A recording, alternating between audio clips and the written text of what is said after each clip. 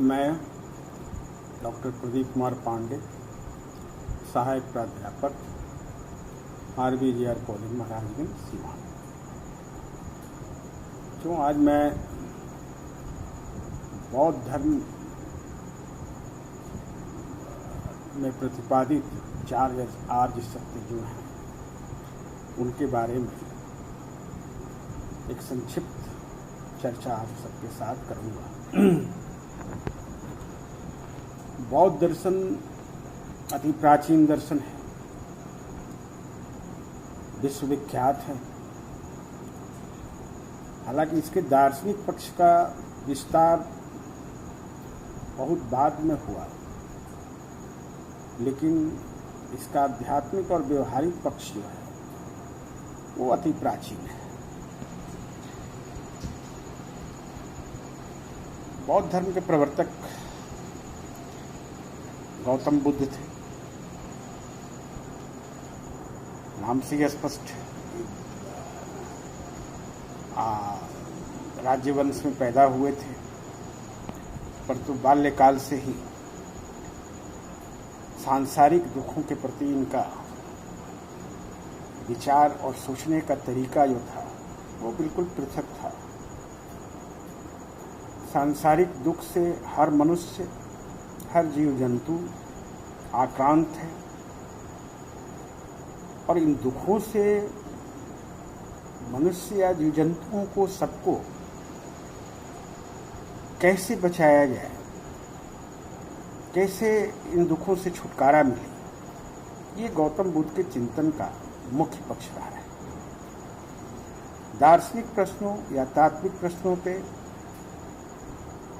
गौतम बुद्ध सदैव मौन रहा करते थे, कुछ नहीं बोलते थे, न हाँ न ना, क्योंकि दार्शनिक पक्ष इनके चिंतन में गौण था।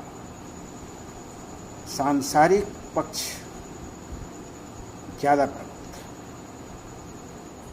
संसार में दुखों से कैसे छुटकारा मिले,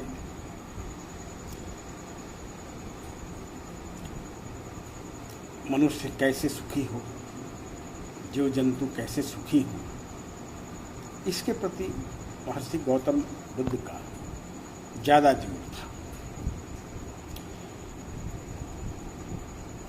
जरा मरण के दृश्यों को देखने से इनके मन में यह विश्वास पैदा हुआ कि संसार में केवल दुख ही दुख है।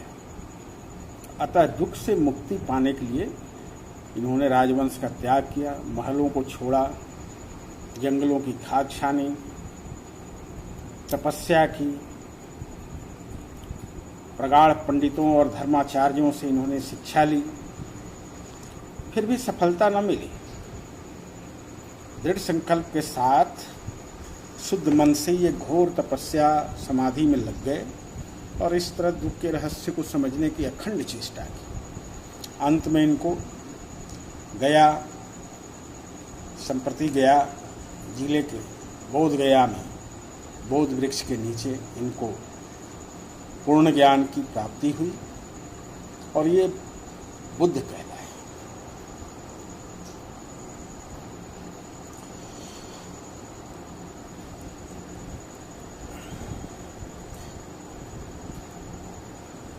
उस समय वैदिक और अन्य दार्शनिक संप्रदायों का ज़्यादा प्रचार था, लेकिन धीरे धीरे और आने वाले समय में बौद्ध धर्म का प्रचार देश और देश की सीमा से बाहर विदेशों में भी काफ़ी प्रचार हुआ। प्राचीन काल में अन्य धर्मोपदेशकों की तरह महात्मा बुद्ध ने भी अपने धर्म का प्रचार मौखिक रूप में ही किया।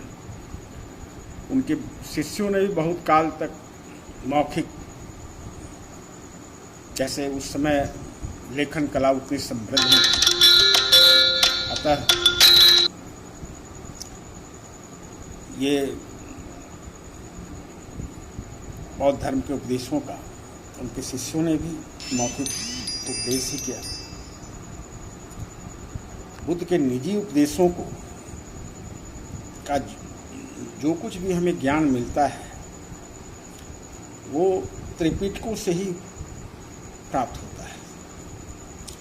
कहा जाता है कि महात्मा बुद्ध के वचनों और उपदेशों का संकलन उनके निकटतम शिष्यों के द्वारा त्रिपिटकों में ही हुआ है। त्रिपिटकों के अंतर्गत 3 विनय पिटक, सुत्त पिटक तथा अभिधम्म पिटक है। विनय पिटक में सदाचार के नियमों का, सुत्त पिटक में दृष्टांतों के साथ उपदेशों का तथा अभिधम्म पिटक दार्शनिक विषयों का विवेचन हुआ है। इन पिटकों में केवल प्राचीन बौद्ध धर्म का वर्णन मिलता है। इनकी भाषा पाली है।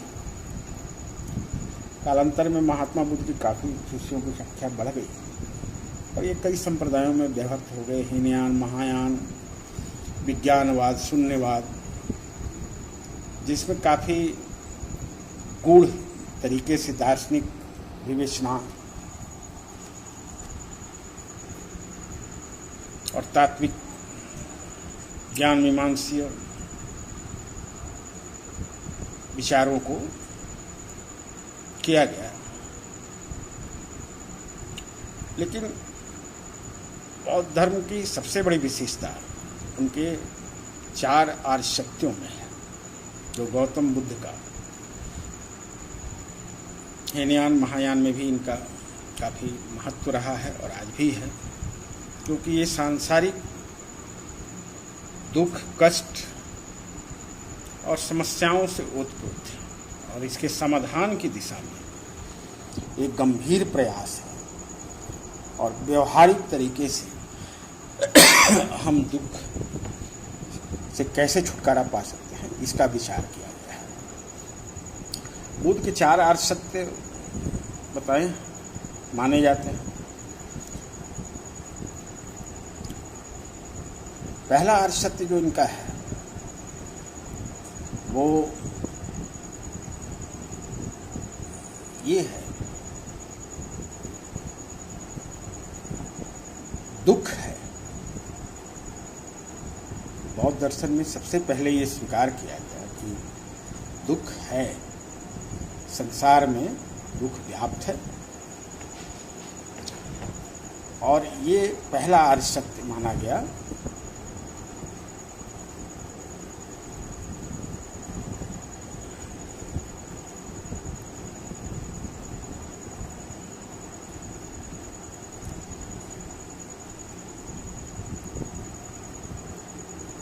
पहला है सांसारिक जीवन दुखों से परिपूर्ण है, दुख है। दूसरा उन्होंने 4 आर्य शक्तियों में बतलाया कि दुखों का कारण है। तीसरा आर्य सत्य उन्होंने बताया कि दुखों का अंत संभव है और चौथा आर्य सत्य उन्होंने बताया कि दुख निरोध का मार्ग है, उपाय है और उन उपायों को अपनाकर मनुष्य इस सांसारिक दुख कष्ट से मुक्ति पा सकता है। तो हम इस पे चारों पे संक्षिप्त एक विचार करेंगे। दुख है, पहला आर्य सत्य है, ये तो स्पष्ट है। रोग, जरा तथा मरण के दुखमय दृश्यों को हम आम रूप में देखते हैं, पाते हैं, जिससे सारा मनुष्य जगत और जीव जगत भी आक्रांत है। जन्म, जरा, रोग, मृत्यु, शोक, क्लेश, आकांक्षा, नैराश्य सभी आसक्ति से उत्पन्न होते हैं। अतः ये सभी दुख हैं। हमने ग्रंथ के प्रथम अध्याय में इसकी चर्चा की है। सभी ये प्रायः भारतीय दार्शनिक दर्शन के सभी संप्रदायों में स्वीकार किया जाता है और इसीलिए कभी कभी खासकर विदेशी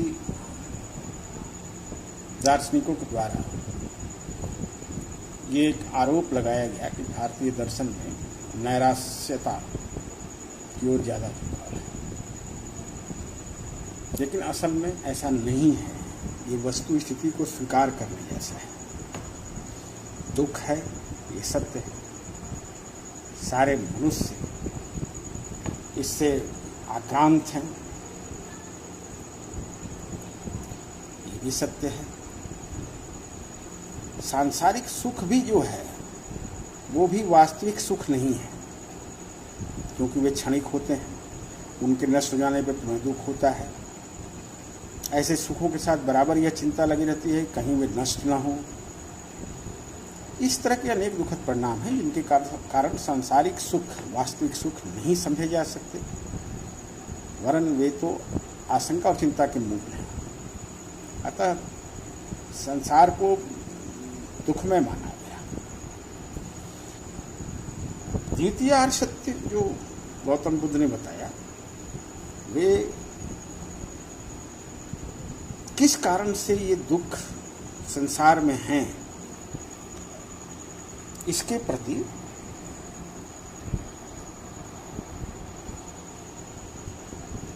विचार किया गया और विवेचना की गई और उसका उल्लेख किया गया कि क्या कारण है, किस कारण से ये दुख है।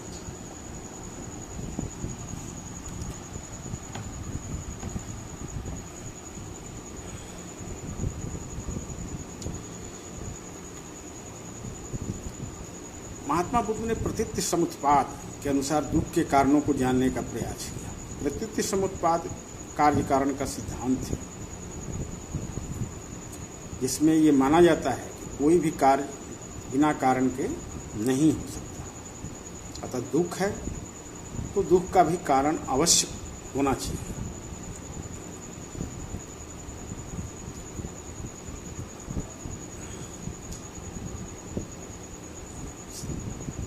जीवन में अनेक दुख हैं, जैसे जरा, मरण, निराशा, शोक इत्यादि।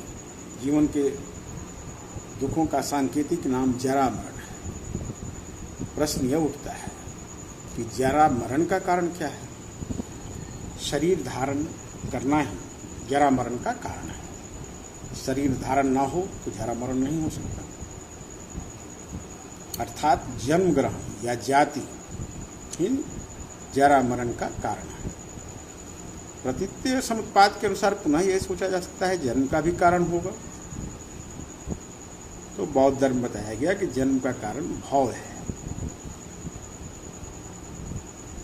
तो इस तरह से द्वादश निदान बताया गया, जिसमें एक का कारण दूसरा, दूसरा का कारण तीसरा, तीसरा का कारण चौथा, और इस तरह से कारणों की चर्चा की गई जिसके कारण दुख उत्पन्न होते हैं।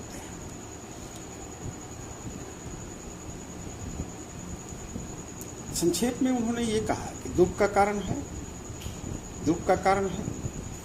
जाति, जाति का कारण है भाव, भाव का कारण है उपादान, उपादान का कारण है तृष्णा, तृष्णा का कारण है वेदना, वेदना का कारण है स्पर्श, स्पर्श का कारण है षडायतन, षडायतन का कारण है नाम रूप, नाम रूप का कारण है विज्ञान, विज्ञान का कारण संस्कार है तथा संस्कार का कारण अविद्या है।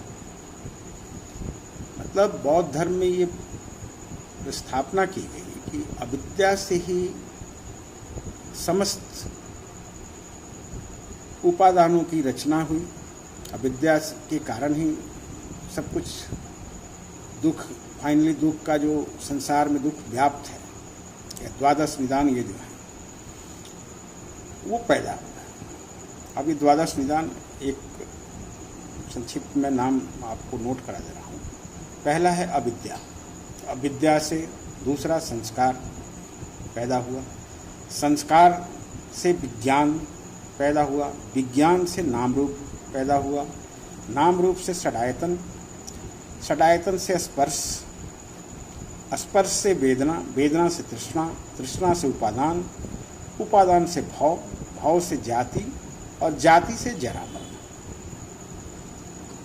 तो इस तरह से एक श्रृंखला बताई गई कारणों की कि दुख कैसे पैदा होता है। तीसरा आर्य सत्य गौतम बुद्ध, तीसरा आर्य सत्य उन्होंने बताया दुख निरोध। दुख निरोध को ही निर्वाण के नाम से जाना जाता है, उन्होंने बतलाया। अब दुख निरोध का अर्थ क्या है? दुख का कारण है, अतः दुख के कारण का यदि अंत कर दिया जाए तो दुख भी अवश्यंभावी है। दुख नाश दुख निरोध की अवस्था है। दुख निरोध के बारे में भी उन्होंने इसकी चर्चा की है, जिसको निर्वाण उन्होंने कहा। उन्होंने कहा कि जीवन निर्वाण जो है वह जीवन काल में ही प्राप्त हो सकती है। राग द्वेषों पर विजय पाकर आर्य सत्यों का निरंतर ध्यान करते हुए यदि कोई मनुष्य समाधि के द्वारा प्रज्ञा प्राप्त कर लेता है तो फिर उसे संसारिक विषयों के तरफ से विरक्ति हो जाती है और वो आसक्ति नहीं रहती, जो दुख का कारण है।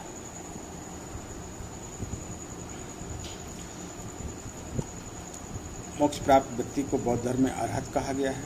अरहत पूजनीय या आदरणीय व्यक्ति को कहते हैं। मोक्ष को निर्वाण कहते हैं। निर्वाण राग द्वेष तथा जन्य दुख के नाश की अवस्था है। अब चौथा आर्य सत्य उन्होंने जो बताया, उन्होंने बताया कि दुख निरोध करने का मार्ग है, उपाय है, रास्ता है। वो क्या है, इसकी चर्चा चतुर्थ आर्य सत्य में की गई है। चतुर्थ आर्य सत्य यह है कि निर्वाण प्राप्ति के लिए एक मार्ग है। इसका अनुसरण करके बुद्ध ने निर्वाण या दुखातीत अवस्था को प्राप्त किया था और जिसका अनुसरण और लोग भी कर सकते हैं।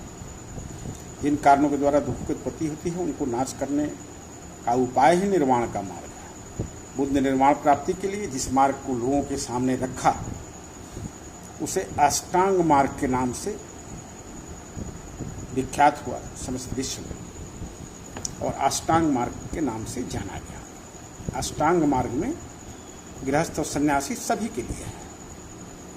इस मार्ग के निम्नलिखित 8 अंग बतलाए जाए। पहला, सम्यक दृष्टि।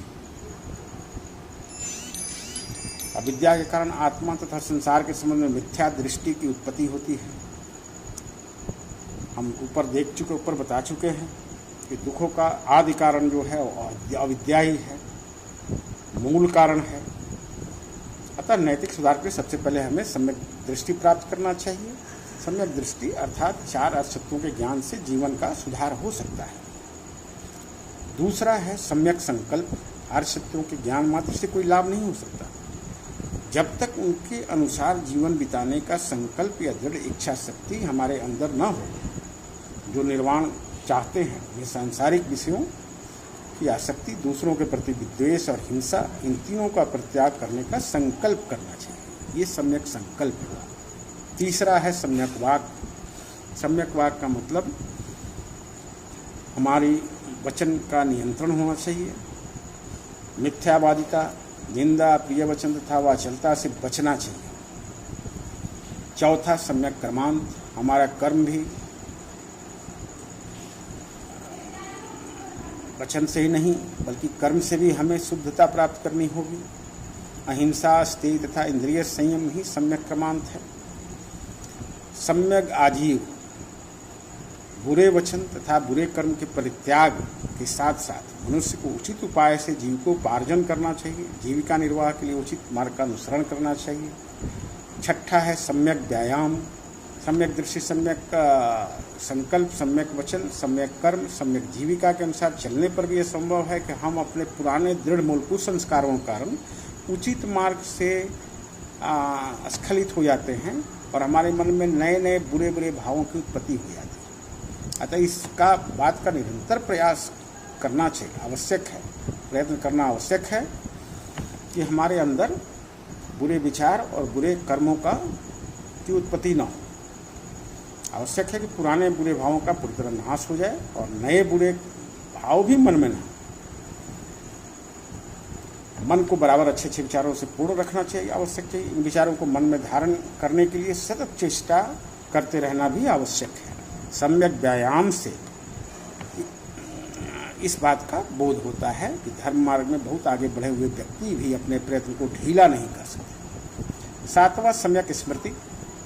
इस मार्ग में चलने के लिए बराबर सतर्क रहने की आवश्यकता है। जिन विषयों का ज्ञान प्राप्त हो चुका है उन्हें बराबर स्मरण करते रहना चाहिए। ये सम्यक स्मृति उन्होंने बताया कि हमें जिन जिन अच्छे विचारों का, अच्छे कर्मों का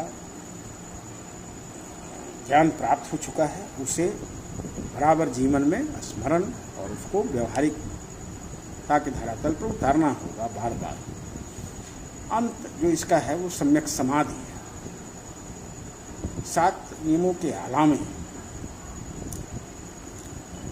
7 नियमों के सहारे चलकर जो मनुष्य अपनी बुरी चित्तवृत्तियों को दूर कर लेता है वह सम्यक समाधि की 4 स्थितियों में प्रवेश होने के योग्य हो जाता है और उनको क्रमशः पार करके तब निर्वाण की अवस्था प्राप्त करता है।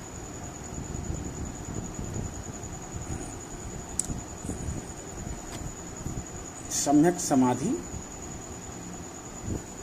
इस ध्यान की प्रथम अवस्था है।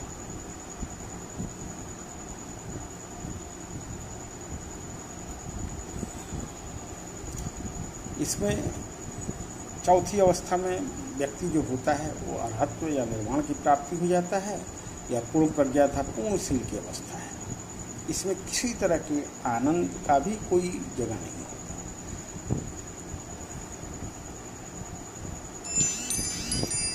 अब ये एक संक्षिप्त विवेचन मैंने आपको 4 आर्य सत्यों के बारे में बताई। आगे हम बौद्ध धर्म के दार्शनिक विचारों को भी लेंगे। इसके साथ साथ उन्होंने 3 शील की भी बात की, प्रज्ञा, शील और समाधि। अष्टांगिक मार्ग का यही सार है। बुद्ध के समस्त धर्मोपदेशों का सार जो है वो अष्टांगिक मार्ग है। प्रज्ञाशील समाधि ये इस मार्ग के 3 प्रधान अंग हैं। तो ये एक संक्षिप्त विवेचन मैंने आज आपको 4 आर्य सत्यों के बारे में बताई जो बौद्ध धर्म का केंद्रीय विषय है। और आगे के कक्षा में हम बौद्ध धर्म के अन्य दार्शनिक विचारों जैसे विज्ञानवाद, शून्यवाद आदि को लेंगे।